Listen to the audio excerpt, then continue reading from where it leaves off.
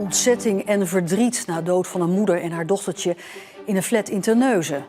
Er is nog geen duidelijkheid over wat daar gebeurd is. En verder in deze Zeeland nu. Kibeo opent vestigingen in het hele land. En ook in Friesland een traditie, maar dan anders.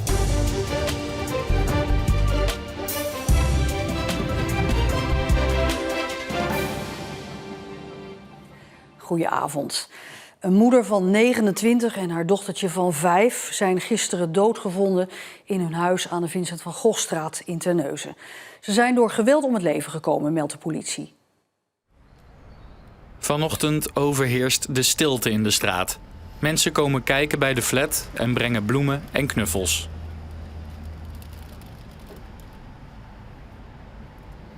De buurt is ook wel geschrokken dat het zo dichtbij toch gewoon gebeurt. Dat er gewoon iets van een incident is geweest. 2 mensen die overleden zijn, daar schrik ik van dat dat zo dichtbij is. Wat doet het met u? Veel. Ik vind het heftig. Ja, je hoort, ja, ik vind het gewoon heftig. Ik heb er eigenlijk niet zo heel veel woorden voor, maar... Gisteravond was dit het beeld. Grote zwarte doeken die de flat afschermen, terwijl de politie onderzoek doet. Veel wil de politie nog niet naar buiten brengen, maar ze zeggen wel dat het niet om een natuurlijke dood gaat. Ze zijn inderdaad door geweld om het leven gekomen. Het gaat in dit geval om de bewoners van de woning. Een 29-jarige vrouw en haar 5-jarig kindje. Ja, en wat er precies is gebeurd, dat weten we wel. Tenminste, we weten hoe het is gebeurd, maar dat brengen we op dit moment nog niet naar buiten. Er is nog niemand aangehouden en volgens de politie zijn er ook nog geen verdachten in beeld. En in Terneuzen staat verslaggever Niels Schuurbiers. Niels, hoe is het daar nu? Nog heel stil, hoewel het een komen en gaan is van mensen die hier naartoe komen om te gedenken. De hoeveelheid knuffels en bloemen achter mij zijn ook gigantisch gegroeid ten opzichte van het eerste knuffeltje en het eerste bosje bloemen dat ik hier vanochtend heb zien liggen. Het is ook niet niks natuurlijk, een jonge moeder en een jong kind die op deze manier om het leven komen. De mensen die ik sprak die niet voor de camera wilden reageren waren ook emotioneel en erg aangedaan. Ja, we zagen zo net een woordvoerder van de politie. Wanneer verwacht de politie meer duidelijkheid te kunnen geven?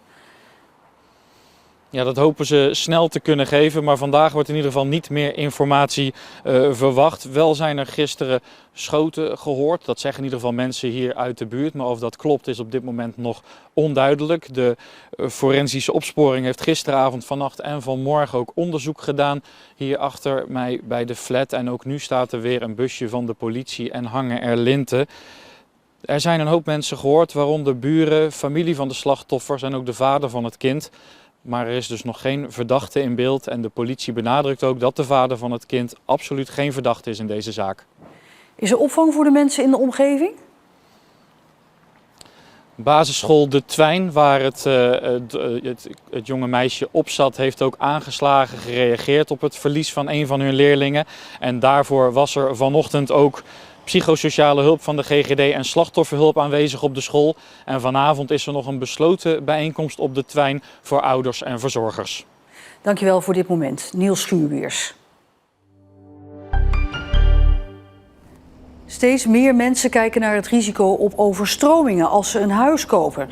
Blijkt uit onderzoek in opdracht van het Hoogwaterbeschermingsprogramma, waarin 21 waterschappen in ons land samenwerken.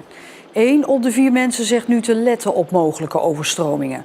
Maar er is in bijna alle gevallen ook een bijna rotsvast vertrouwen dat de overheid ze zal beschermen tegen de risico's van hoogwater. Het onderzoek is uitgevoerd onder 1500 mensen. Plasticfabrikant Sabic in Bergen op Zoom mag voorlopig PFBS, een soort PFAS, via een leiding bij Waarden blijven lozen op de Westerschelde, maar niet meer dan 2,75 kilo per jaar. Het bedrijf wilde via de rechter afdwingen om 4,5 kilo te mogen lozen. Maar de rechtbank vindt dat de provincie Noord-Brabant terecht strengere regels heeft opgelegd. Tot 2023 loosde Sabic nog 50 kilo per jaar PFAS. De ZLM-tour, de wielerkoers die al jaren 2 etappes in Zeeland heeft, verschuift naar een nieuwe datum op de wielerkalender. De 5-daagse rittenkoers is vanaf volgend jaar in september, terwijl dat normaal altijd in juni was. Dit jaar ging de ZLM-tour in juni niet door. Er waren te weinig agenten beschikbaar, omdat die allemaal ingezet moesten worden bij de NAVO-top in Den Haag. En door de verplaatsing van juni naar september is de ZLM Tour geen voorbereiding meer voor de Tour de France, maar wel voor het EK en het WK. Kibeo uit Goes breidt flink uit. De Zeeuwse kinderopvangorganisatie opent vestiging na vestiging buiten Zeeland en vangt nu 15.000 kinderen op door heel het land. In Goes opent binnenkort het nieuwe hoofdkantoor. De thuisbasis blijft in Zeeland. Kibeo wordt geen nieuwe rompot, verzekert de trotse directeur. Dit is het nieuwe hoofdkantoor van Kibeo. Aan het nieuwe hoofdkantoor van de kinderopvangorganisatie vlakbij het station in Goes wordt nog volop gewerkt. Hier is straks ruimte voor al het ondersteunend personeel dat nu nog verspreid over 3 kantoren door de stad zit. Kunnen we hier met 150 professionals samenwerken? Hoe mooi is dat? Het is ook nodig, hè? Goede werkplekken, goede faciliteiten.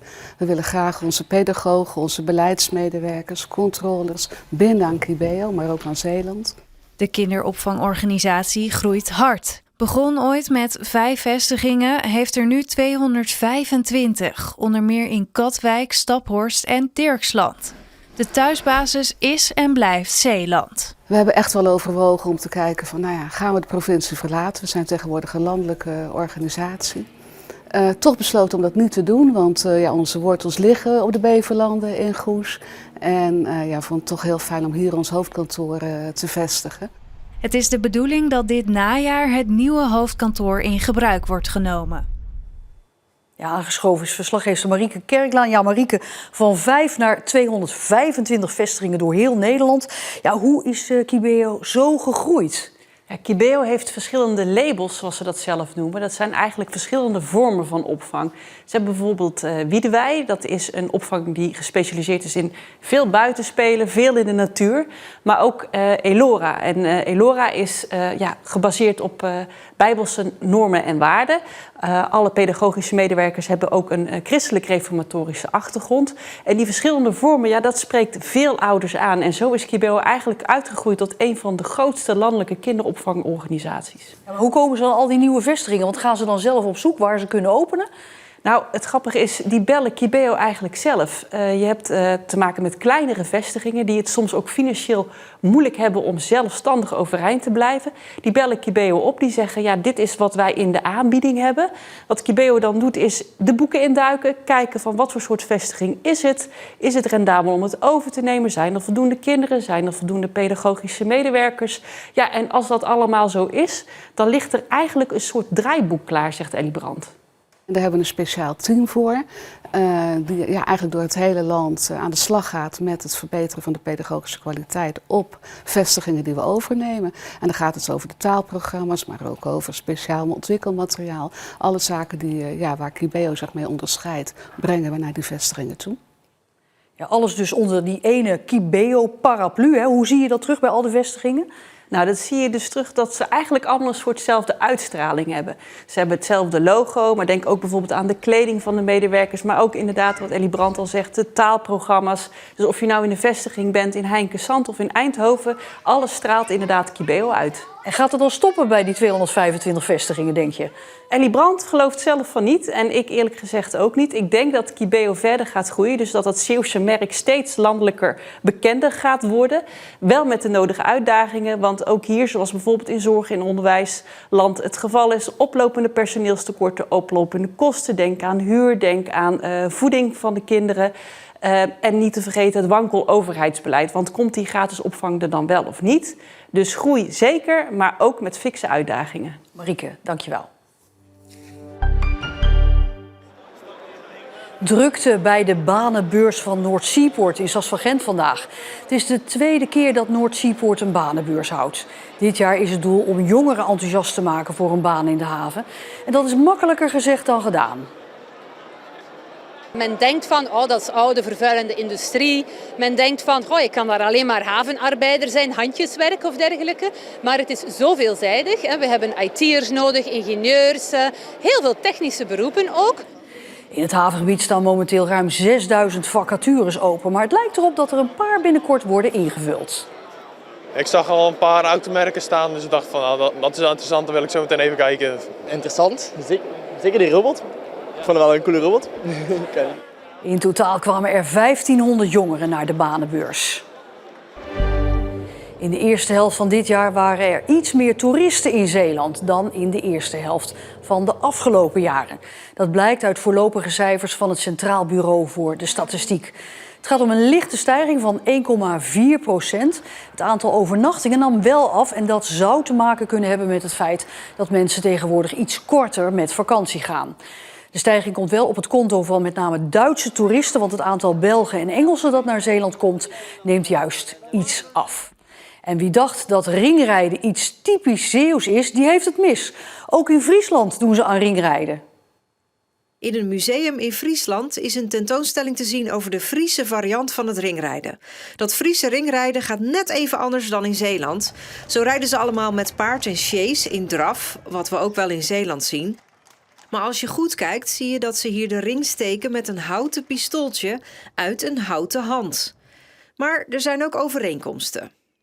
Nou, een overeenkomst is dus wel, met name ook in die sjeesjes, dat je ziet dat het echt folklore is. Hè? Dus ook wij rijden altijd in onze klededracht, dat zie je ook in Friesland.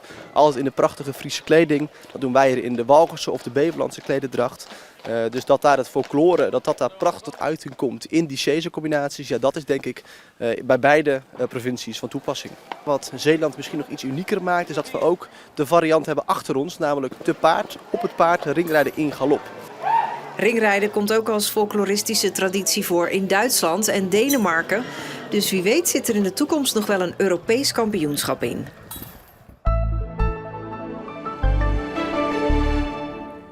Zeeland beleefde vandaag een bewolkte dag met wat mistvlarden op sommige plekken.